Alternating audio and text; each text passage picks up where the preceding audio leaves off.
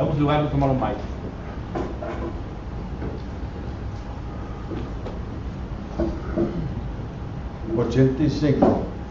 Dulce comunión le gozo ya en los brazos de mi Salvador. Qué gran bendición en su paz me da. Hoy yo siento en mí su tierno amor.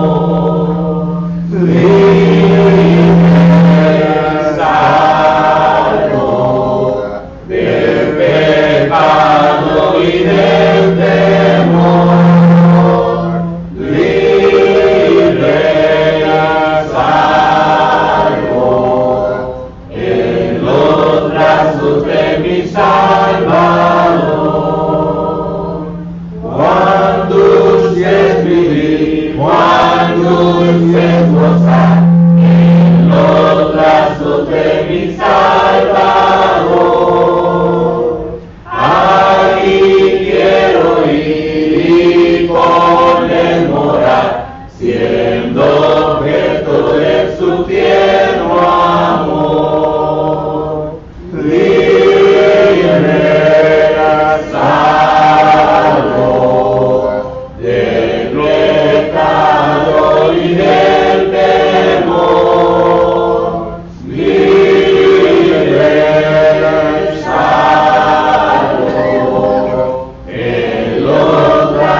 de mi Salvador.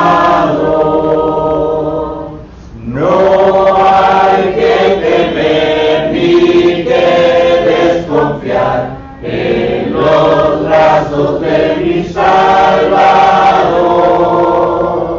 Por su gran poder Él me guardará de los lazos del engañador. Libre, salvo del pecado y del temor. Libre, salvo en los brazos de mi Salvador.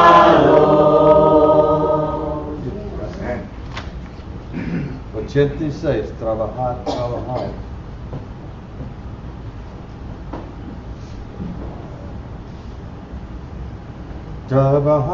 Trabajar, somos siervos de Dios, seguiremos la senda que el Maestro trazó, renovando las fuerzas, conviene esperar el deber que nos toca cumplido será.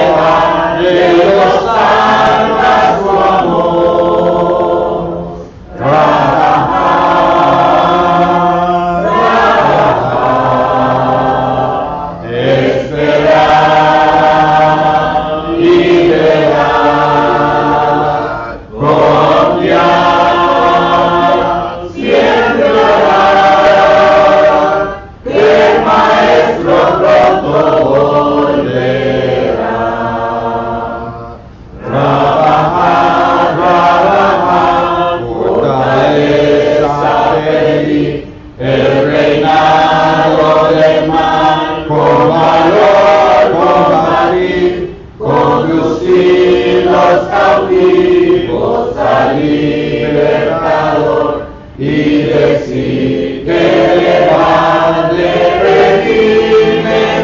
amor. Trabajar, trabajar, esperar, liberar, confiar, siempre orar, el Maestro pronto volverá. Amén. Ah, Gracias porque ha tomado el tiempo para estar con nosotros por medio de este medio. Y le queremos pedir, como siempre, ¿verdad?, de que por favor, si acaso tiene alguna pregunta o comentario que usted pueda tener o quizás venga a despertar en su mente a través del estudio, nos puede, se puede comunicar con nosotros. Ahí en su pantalla de su televisor se encuentran varios medios en cómo usted se puede poner en contacto con nosotros. Nuestros ancianos de aquí, esta congregación, están listos para contestar y hablar con usted, cualquier que sea su necesidad espiritual. Muy bien, gracias a Dios que nuevamente pues nos dan el privilegio de estar aquí para estudiar la palabra de Dios. Pero antes de empezar, ¿tiene alguien algún versículo? Y ya, hermano Víctor y hermano Nordo, ya me dijeron lo que...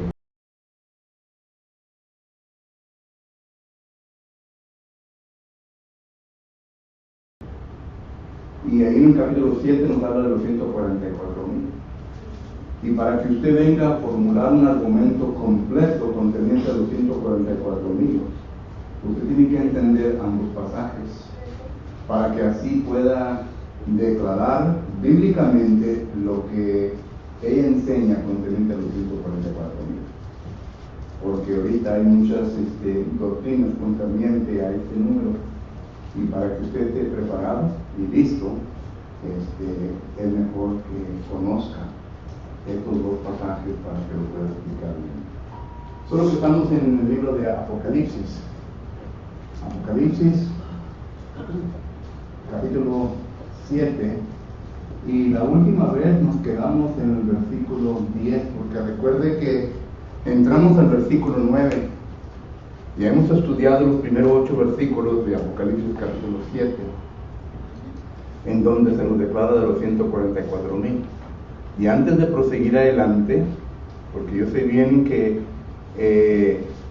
en las ocasiones que hemos estudiado Apocalipsis capítulo 7, se nos ha acabado el tiempo. Y quizás no les haya dejado tiempo para que si acaso tengan alguna pregunta o comentario, lo pueden hacer. Pero ahorita empiezo con eso. Si tienen un comentario o pregunta concerniente a los 144,000. Okay. La gran multitud del versículo 9, estudiamos la semana pasada que es el mismo grupo, aunque algunos declaran de que los primeros 8 versículos se refiere a los judíos. Y claro que no podemos llegar a esa conclusión. En primer lugar, porque el texto es un texto figurativo. Y lo que lo convierte en un texto figurativo es lo que dice concerniente a las 12 tribus de Israel. Ya vimos todo esto, solo que nomás lo voy a repetir, ¿verdad? Y también no pueden ser judíos, porque si son judíos, entonces esto nos pondría antes del año 70 para el libro de Apocalipsis, el cual, si usted lo lee y lo entiende como lo debe entender, no puede el libro de Apocalipsis ser escrito antes del año 70. ¿Qué tiene significado el año 70? La destrucción de Jerusalén. Porque para poder encontrar los archivos de los judíos, de las tribus, ¿verdad?, tenía que ser antes del 70, porque en el 70 se quemó todo. Ya los judíos no saben de qué descendencia, de qué tribu son, aunque algunos pretenden saber que sí saben, pero de ese momento en adelante se acabó todo. Solo que no pueden ser judíos. Y claro que no corresponde a la enseñanza bíblica. Estuvimos viendo cuando estudiamos la gran multitud, que a través del Antiguo Testamento miramos nosotros en donde Jehová Dios hace mención a la gran multitud, se refiere a la iglesia. Por ejemplo, en Génesis capítulo 12, versículo 1 en adelante, la promesa es a Abraham, que en su simiente serían benditas todas las naciones. Pero luego también la promesa se viene a recalcar en Génesis capítulo 13, versículo 16, y también Génesis capítulo 15, versículo 5. Pero esta gran multitud, en ese tiempo quizás uno no entienda y no se le venga a iluminar sus ojos de entendimiento porque se encuentra en el Antiguo Testamento. Pero cuando ya llegamos al libro de Isaías, capítulo 2, versículo 2, que está hablando de, es una profecía de la iglesia. Noten que dice que de todas las naciones. Y también Miqueas, capítulo 4, versículo 2, donde habla de todas las naciones también. Solo que ahí en estos pasajes ya está hablando de la iglesia en profecía, solo que ya podemos declarar bíblicamente que se refiere a la iglesia, a los redimidos. Y claro, ¿verdad? Que en el Nuevo Testamento, aquellos quienes recibieron vestiduras blancas, ¿quiénes fueron? Los redimidos por la sangre de Cristo Jesús, que es la iglesia. Entonces llegamos a la conclusión que es la iglesia. Bueno, ya entonces con este antecedente ya podemos entrar al versículo 10, porque ya entonces no nos vamos a perder. El versículo 10 dice lo siguiente, dice: y clamaban a gran voz diciendo, estoy leyendo Apocalipsis 7:10, y clamaban a gran voz diciendo: la salvación pertenece a nuestro Dios, que está sentado en el trono y al Cordero.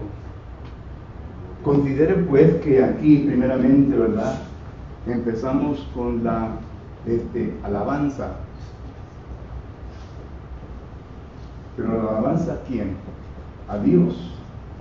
Esta palabra Dios es la palabra griega que hace referencia a la deidad. A la deidad. No solamente a Jesucristo. Tenemos que asumir que cuando usa la palabra Dios, ¿verdad?, y se usa al Cordero al último, está refiriéndose a Dios, al Espíritu Santo y también a Jesucristo. Y claro que ya sabemos bien que la deidad, ¿verdad?, es compuesta por los tres. Esto lo podemos ver, ¿verdad?, en Mateo capítulo 3, versículo 16 en adelante. Lo podemos ver en 1 de Juan capítulo 5, versículo 7. Y otros pasajes que nos hablan de la Trinidad, de la deidad. Solo que la alabanza es hacia ellos a consecuencia de la salvación que ha recibido la gran multitud. Y recuerde que en la salvación tenemos que entender que es la deidad que viene a tomar parte en la salvación de uno. Ya hemos visto esto con bastantes veces, que a veces lo deben saber de memoria. Una vez una hermana me dijo a mi hermano: pues usted en vez de repetir la palabra, le digo: bueno, hermana, si yo repito la palabra, ¿ya se la sabe de memoria? Y me quedó mirando y dijo: no, ok, entonces continúo repitiendo, ¿verdad? Y Pedro dice que la repetición es buena, ¿verdad? Solo que entonces la deidad, miramos nosotros que ¿qué es lo que el Padre hace? Estamos hablando en cuestión de la salvación, de la salvación del ser humano. ¿Qué es lo que el Padre hace? ¿O qué es lo que el Padre hizo, sigue haciendo y hace? Llama, ¿verdad? Ya ve, nadie contestó. Llama. Y esto lo miramos nosotros, ¿verdad? Aquí lo miramos nosotros primeramente en Efesios capítulo 1, versículo 4, y también primera de Pedro capítulo 1, versículo 2. Dice: elegidos por medio del Padre, dice Pedro. Y Efesios capítulo 1, versículo 4 dice: llamados antes de la fundación del mundo. Y claro que el llamamiento viene del Padre. ¿Okay? Jesucristo es el Cordero que había de venir. Pero miramos nosotros que ese es el Padre. Bueno, y el Espíritu Santo, perdón, bueno, ahora el Verbo, primero. ¿Qué es lo que el Verbo ha hecho? ¿Cuál es el propósito del Verbo? Vino a declarar la doctrina del Padre, Juan capítulo 17, versículo 15 y 16, ¿verdad? Él vino a hablar las palabras del Padre, pero también vino a morir. ¿Recuerdan cuando estaba en Mateo capítulo 26 en el jardín de Getsemaní? Padre, pasa de mí esta copa, pero no que se haga mi voluntad, sino tu voluntad. La voluntad del Padre, la cual se menciona en 1 Pedro capítulo 1, versículo 18 al 20, era que el Hijo viniera y derramara su sangre para que así, por medio de su sangre, el ser humano pudiera ser salvo. Dice, no había sido rescatado a la manera de vivir, ¿por medio de qué? De oro y de plata, sino que con la sangre preciosa de Jesucristo. Solo que eso fue lo que el Verbo vino a hacer. Efesios 2:10 dice, vosotros sois hechuras suyas. Noten, somos hechuras de Dios por medio de Jesucristo para buenas obras. Y luego el Espíritu Santo, ¿qué es lo que el Espíritu Santo hace? El Espíritu Santo santifica. Y la santificación empieza en el momento que la persona entra en las aguas del bautismo. 1 Corintios 6:11 dice, y esto era algunos de vosotros, que eran pecadores. Pero ahora habéis sido, ¿qué? Santificados, habéis sido justificados por el lavamiento mediante el Espíritu Santo. El Espíritu Santo santifica, consagra, y desde ese momento en adelante empieza su obra de santificación, es decir, de llevar al cristiano al punto de madurez. Solo que cuando miramos el versículo 10, que a gran voz clamaban, le adoraban. ¿Por qué? Porque la salvación vino por medio de Dios. Y estas personas que componían la gran multitud entendieron eso. Cuando nosotros estemos ante la presencia de Dios, esa majestad, esa luz inaccesible, como lo dice la palabra del Señor, va a ser un gozo tremendo, hermanos. Va a ser un sentimiento tremendo de parte de nosotros, porque ya vamos a entender todo por lo cual pasamos en el mundo, y que gracias a todo lo que hicimos, a pesar de las persecuciones y sacrificios que hicimos, ¿verdad? Pues ya la hemos hecho. Pero mientras estamos en este mundo y tenemos que continuar. Pero aquí estamos hablando de la gran multitud que estaba ante ¿qué? El trono. Los 144,000 todavía estaban en la tierra. Esta gran multitud ahora se encuentra en el trono. Son dos diferentes escenarios, o sea, en la tierra y luego en el trono. Y recuerden que el capítulo 7 es un intermedio del sexto sello y el séptimo sello. Apocalipsis 6:12, el sexto sello. Apocalipsis capítulo 8, versículo 1 adelante, el séptimo sello. Y es un entremedio en donde se está contestando la pregunta que concluye el capítulo 6 de Apocalipsis. Y la pregunta es la siguiente. Dice lo siguiente: ¿y quién podrá sostenerse en pie? ¿Quién podrá sostenerse en pie?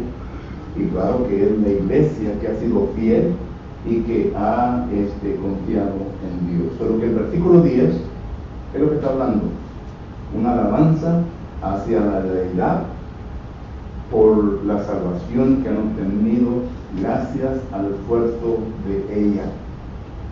¿Okay? Y claro que aquí envuelve también la voluntad de nosotros. Recuerde que Dios nos ha dado libre albedrío. No quiere forzar a nadie que venga a Él, pero sí es claro en decir: esto es lo que va a suceder si acaso no sigues mi voluntad. Y claro que nos da la opción a cada uno de nosotros. Así como le digo al pueblo de Israel en Números capítulo 30, versículo 15: vosotros escoger qué quieren. ¿Quieren la vida o quieren la muerte? Es decisión de ustedes. ¿Qué es lo que quieren?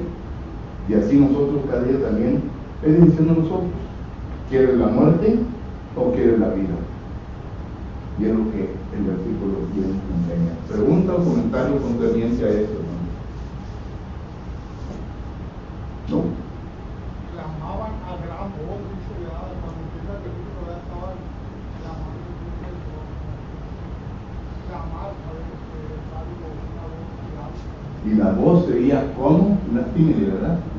Como artistas tocando sus arpas. ¿Cómo? Porque hay otro argumento que se forma de eso, ¿verdad? Cuando se posan instrumentos musicales en el culto de oración. Ahí no está hablando de eso. Está hablando en cómo se vienen a oír las voces. Tenemos que entender que nosotros estamos tratando con conceptos espirituales. Y para poder entender los conceptos espirituales, en ocasiones se tienen que usar conceptos físicos, terrenales. Y para que mejor entendamos, entonces usamos algunas cosas, ¿verdad? Pero no quiere decir que va a ser así allá, sino que para que vamos a entender lo maravilloso. ¿Usted nunca ha ido a un concierto o ha ido a un restaurante donde está un artista ahí tocando el arpa? Sí, bien, ¿verdad? Como que el agua está como una cascada, ¿verdad? En la mente de uno, que está masajeando, ¿verdad? La mente de uno, la arpa. ¿Nunca se han sentido así? Relajante. Bueno, así pienso yo que vamos a oír en aquel entonces. Pero el que nunca ha oído un arpa y a un artista tocar el arpa, se ha perdido bastante, porque es algo muy bonito y muy relajante para la mente. Ok, el segundo versículo, este es el versículo 10. Los segundos versículos son los versículos 11 y 12. Y noten lo que dice el versículo 11 y 12. Dice la palabra del Señor lo siguiente: y todos los ángeles estaban en pie alrededor. Estoy leyendo Apocalipsis 7:11. Y todos los ángeles estaban en pie alrededor del trono, y de los ancianos y de los 4 seres vivientes, y se postraron sobre su rostro delante del trono, y adoraron a Dios, diciendo: amén. La bendición, la gloria y la sabiduría y la acción de gracia y la honra y el poder y la fortaleza sean a nuestro Dios por los siglos de los siglos. Amén. Recuerden que aquí estamos hablando ya en el cielo, están delante del trono. Esto lo miramos nosotros en el versículo 9. Entonces, ¿qué es lo que estamos mirando? Aquí la alabanza era de quién? De los que habían sido redimidos. Aquí la alabanza es de quién? De los ángeles. ¿Que no es así? Sí. De los ángeles. Los ángeles, hermanos, recuerden que los ángeles son seres que han sido criados por Dios. Esto lo habla Salmos 148, versículo que es del 1 al 4. Y también nos dice este texto, este pasaje, que Dios ha creado a los ángeles, les ha dado ley y los ha creado con el fin, con el propósito para que sean sus ministros, es decir, ministros de Dios. ¿Ok? Esto lo miramos en el Nuevo Testamento, en el libro de Hebreos, capítulo 1, versículo 14. No leemos los versículos, hermanos, pero espero que los noten porque el tiempo se me pasa. ¿Okay? Pero ahí habla de esto, ¿verdad? Que los ángeles son administradores de Dios hacia aquellos que han sido salvos. Es decir, que como Dios trató con la humanidad en aquel entonces, porque nadie ha visto a Dios.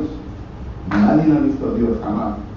Primera de Timoteo, primera o segunda, no recuerdo, 6:16, dice que en donde Dios está, existe una luz inaccesible, o sea que no nos podemos acercar. Es como si tratáramos de llegar al sol. No podemos acercarnos al sol, porque en el momento que ya acercándose, me imagino de cierta distancia, ¿verdad? Ahí te vas a acabar. Bueno, a Dios jamás ser humano lo ha visto. A quienes vieron los seres humanos en el Antiguo Testamento fueron a quién? Ángeles. Hechos capítulo 7 dice que las leyes fueron administradas ¿por quién? Por los ángeles. Eso quiere decir que a Moisés no vio Dios cara a cara, sino que los ángeles, en Gálatas capítulo 3, versículo 16 en adelante, administraron la ley a Moisés. Y miramos nosotros que los ángeles hicieron lo mismo, ¿verdad? Pero noten, los ángeles fueron creados para cumplir el propósito de Dios. Y mi pregunta a usted esta mañana es, ¿cuál es el propósito de Dios? Tiene un plan eterno, ¿verdad? Efesios capítulo 1. Dice que el eterno propósito de Dios. ¿A cuál es? ¿Segunda qué?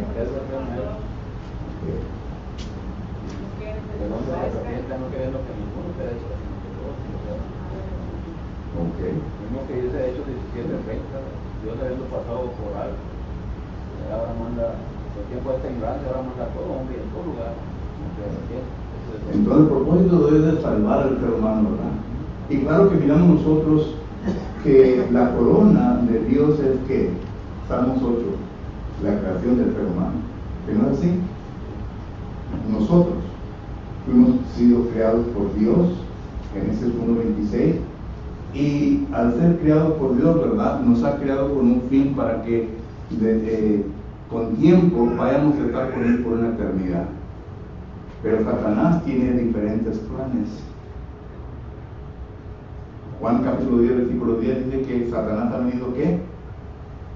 Para abortar,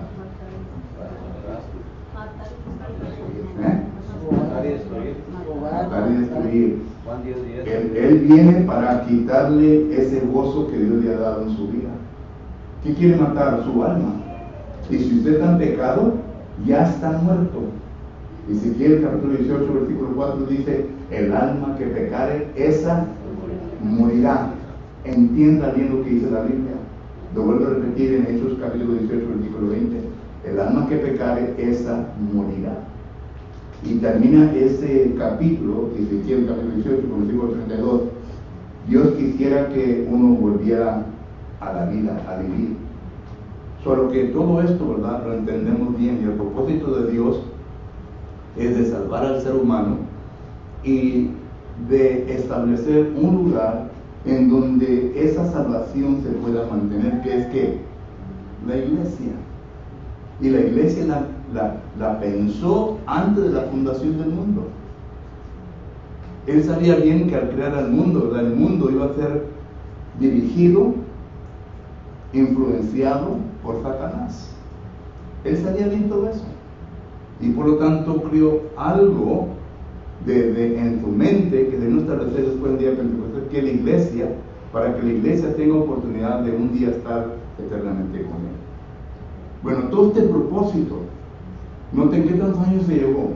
Estamos estudiando las épocas del Antiguo Testamento en el miércoles y empezamos con 4004, todo hasta le ponemos 1, muchos le ponen 0, pero no hay tal cosa que 0, ¿verdad?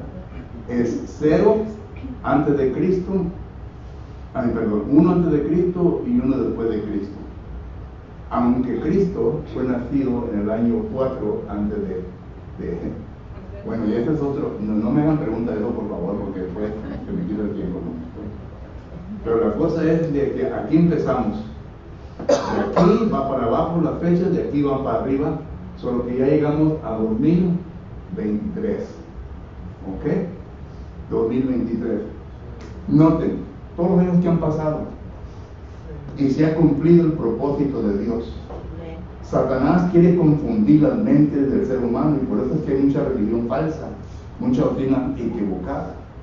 Ya hay confusión. Al principio habían unas cuantas nomás, que eran los fariseos, los saduceos, los helenistas, los esenios, etc. Eran pocas. Y a estas pocas que existían, Jesucristo le dice en Mateo capítulo 23, versículo 15, vosotros sois hijos de ¿quién? Hablen fuerte. Vosotros sois hijos de vuestro padre diablo. El diablo.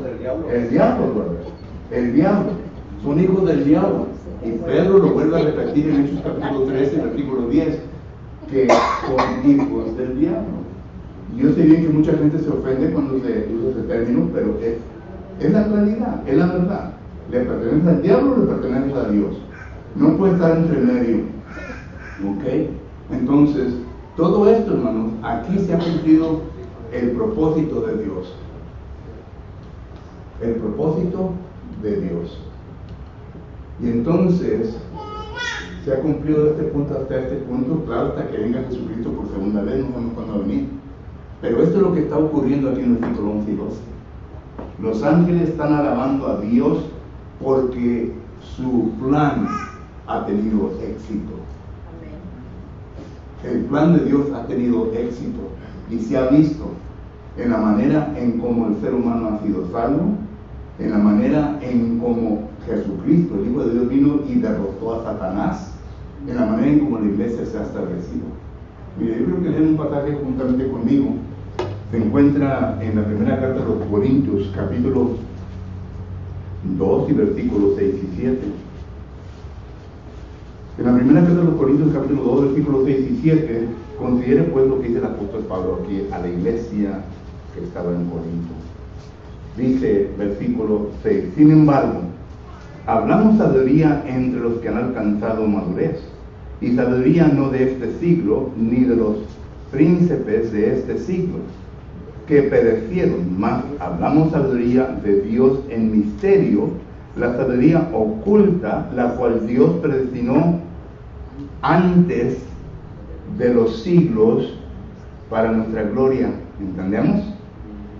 Versículo 8 dice, la que ninguno de los príncipes de este siglo conoció, porque si la hubiera conocido, nunca habrían crucificado al Señor de gloria. Esa sabiduría es la que están alabando, porque no es lo que dice el versículo 12. Esto es lo que se está alabando, la mente, la sabiduría de Dios en hacer todo esto. Si Satanás se hubiera dado cuenta de que crucificar a Cristo Jesús le iba a dar un golpe en la cabeza, ¿usted cree que lo hubiera hecho? No lo hubiera hecho. Pero ahí fue donde Jesucristo fue victorioso. Oh sepulcro, ¿dónde está tu muerte? ¿Dónde está tu muerte? ¿O dónde están tus muertos? ¿O dónde está tu aguijón? 1 Corintios capítulo 15. Pero miramos nosotros, ¿verdad?, que Jesucristo fue victorioso y por lo tanto el propósito de Dios fue cumplido. Y esto es lo que está alabando en 11 y 12. Porque no es lo que dice Efesios 3:10, para que la multiforme sabiduría de Dios sea dada a conocer ahora por medio de quién? De la iglesia. Y es lo que tenemos que proclamar, hermano, la victoria. La victoria de Dios en todo esto. Todo esto que se ha llevado a cabo. Y este es el versículo 11 y 12. Pregunta o comentario. Hermano, no. Aquí en Apocalipsis 5:11 dice, ¿verdad?, y que eran alabanza de ángeles, ¿verdad? Eran millones de millones, todos le cantaban al trono de Dios. Y eso por lo que dice aquí, ¿verdad?, todos le cantaban. Millones de millones, no dice millones y millones, millones de millones. Eran no se pueden contar, ¿verdad? Y los ángeles, hermanos, estaban en anticipación de ver este día. ¿Saben ustedes eso? Miren, 1 de Pedro, capítulo 1, versículo 12. Note lo que dice 1 de Pedro 1:12. 1 de Pedro, capítulo 1, versículo 12, dice la palabra del Señor lo siguiente: a estos se les reveló que no para sí mismos, sino para nosotros administrábamos las cosas que ahora os son anunciadas por los que os han predicado el Evangelio por el Espíritu Santo enviado del cielo, cosas en las cuales anhelaban mirar. ¿Quién? Los ángeles. Ellos desean mirar. ¿Saben por qué? Bueno, esta es mi conclusión, ¿verdad? Porque para el ángel no había ninguna manera de arrepentirse, o sea, de perdón de pecados. No había. Porque los ángeles que pecaron en el cielo, ¿verdad?, fueron arrojados ¿dónde? A la tierra. y dicen que fue una tercera parte, juntamente con el querubín hermoso que es Satanás. Pero ellos anhelaban esto. Solo que entonces miramos nosotros que esto es lo que habla el versículo 11 y 12. ¿Alguien más? ¿Pregunta o comentario? El 14, hijo, ya tenemos como un poquito de tiempo, pero el 14, bueno, el 13 y el 14. El 13 y el 14. No tengo que dice el 13 y el 14. Dice Apocalipsis capítulo 7, versículo 13 y 14. Dice: entonces uno de los ancianos habló diciendo: estos que están vestidos de ropa blanca, ¿quiénes son? ¿Y de dónde han venido? Es una pregunta. Y claro que ya llegamos a la conclusión que se refiere a los redimidos que han sido fieles, a la iglesia, aquellos que han sido fieles, porque cuando digo la iglesia, hermanos, no crean que simplemente porque estamos en la iglesia quiere decir que vamos a ser salvos. ¿Que no es así? No se crean en lo que dice la doctrina errónea y equivocada. Uno es salvo, siempre es salvo. Eso es mentira. Porque Hebreos capítulo 2, versículo 1 en adelante dice que uno puede perder su alma o su salvación. Gálatas capítulo 5, versículo que es 14 en adelante, dice a los de Galacia que se habían desligado de Jesucristo, es decir, que se habían apartado de Cristo, perdieron su salvación. Solo que no simplemente porque somos miembros del cuerpo de Cristo Jesús quiere decir que somos salvos. Tenemos que mantener la salvación con temblor, ¿verdad? Y reverencia. Pero el 13 dice: ¿quiénes son y de dónde han venido? Y yo le dije: Señor, tú lo sabes. Y me dijo: estos son los que han salido de la gran tribulación y han lavado sus ropas y han enblanquecido en la sangre del Cordero. Porque está hablando de la iglesia. Pero aquí lo que estamos viendo, ¿verdad? La frase, ¿verdad? Y ya hablamos un poquito de esto, ¿verdad? Pero ahora vamos a entrar más detalle. La gran tribulación.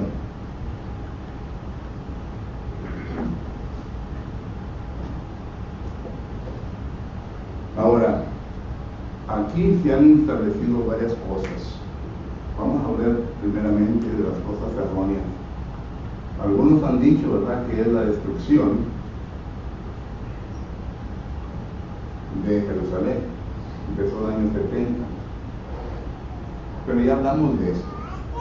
No puede ser la destrucción de Jerusalén en el año 70, porque fue destruida por el general Tito. Ustedes recuerdan que todo esto empezó en el año 66, ¿okay? Hasta que llegó al año 70, y todo por causa de lo que sucedió con el sumo sacerdote, con Poncio Pilato y con el emperador en aquel entonces. Hubo un pleito entre los judíos y los romanos, pero llegó al punto, ¿verdad?, de que Jerusalén fue destruida.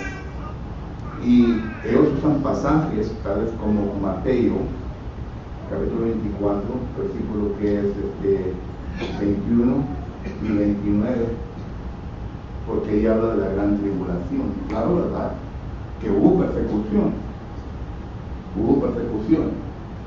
La persecución de los judíos empezó con el emperador Nerón.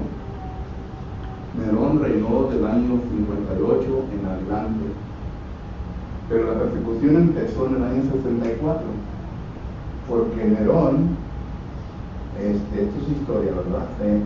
Hubo un incendio en la ciudad de Roma y Nerón culpó a los cristianos, y los cristianos fueron perseguidos desde ese punto en adelante. Y esta persecución o persecuciones empezó Nerón, pero vino a terminarse con Constantino en el año 331 después de Cristo. Por lo que noten, todos estos años los cristianos han sido perseguidos, ¿ok? Pero hay algunos que enseñan que fue en el año 70, y esto no concuerda con la palabra del Señor. Sí hay versículos como el 29 que dice la gran tribulación, pero al hacer un estudio de este versículo, nos damos cuenta que no está refiriendo a lo que dice Apocalipsis capítulo 7, versículo 13 y 14. Número uno, porque no se está refiriendo, ¿verdad?, a este periodo de tiempo, a lo que se está hablando en Apocalipsis. Esto sí existió, pero fue la destrucción de Jerusalén. Y ya regresamos que no se puede por causa de la fecha del libro, por causa de lo que el libro contextualmente nos enseña. Pero algunos enseñan que esto es una perspectiva y la enseñan fuerte, porque esto le lleva, ¿verdad?, a hablar de qué, del famoso rapto. Otra doctrina errónea. La Biblia no habla del rapto. Y ellos dicen, ya le imponen, ¿verdad?, 7 años y medio de la gran tribulación. La Biblia no habla de eso. No habla de que va a venir Jesucristo y que Jesucristo va a venir allá en Palestina. Él se va a centrar en su trono como rey. Van a volver a edificar el templo antiguo. ¿Se imagina usted la locura? Si la ley, Hebreos capítulo 8, versículos 6 y 7 dice que la ley antigua tenía deficiencia y por eso se estableció una mejor, la cual es de Cristo. ¿Ustedes creen que Jesucristo va a venir a establecer una ley que tuvo deficiencia? No. Los sacrificios animales y todo eso, cuando el libro de Hebreos dice que eso era solamente una sombra de lo verdadero que debía venir, no. Pero que entran a todas estas cosas ridículas que no vienen a concordar con la palabra del Señor.